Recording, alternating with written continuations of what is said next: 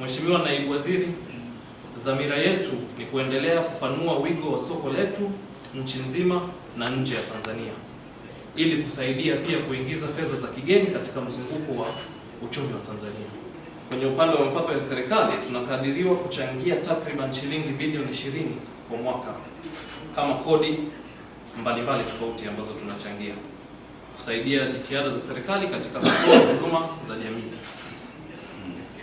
Ushirikiano wa jamii. Kiwanda kimekuwa sehemu ya jamii ya Shinyanga kwa kutoa fursa za kiuchumi kwa watu wanaotuzunguka wakiwemo mamalishe, wabeba mzigo na watoa huduma wengine wadogo mbalimbali.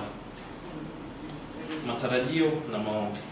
Mheshimiwa Naibu Waziri, dhamira yetu ni kuendelea kupanua wigo wa soko letu nchi nzima na nje ya Tanzania ili kusaidia pia kuingiza fedha za kigeni katika mzunguko wa uchumi wa Tanzania. Kwa kupitia uwekezaji kama huu ambao ni mkubwa sana kwa hapa Shinyanga, najua kwamba tunaenda kusaidia sana katika kutatua tatizo la ajira la watu ambao wamesoma, lakini wale ambao hawajasoma katika mkoa huu wa Shinyanga, lakini kwa Tanzania nzima. Nirudie tena kukushukuru, lakini kwa niaba ya serikali sisi tunasema tutaendelea kukuunga mkono. Asante sana.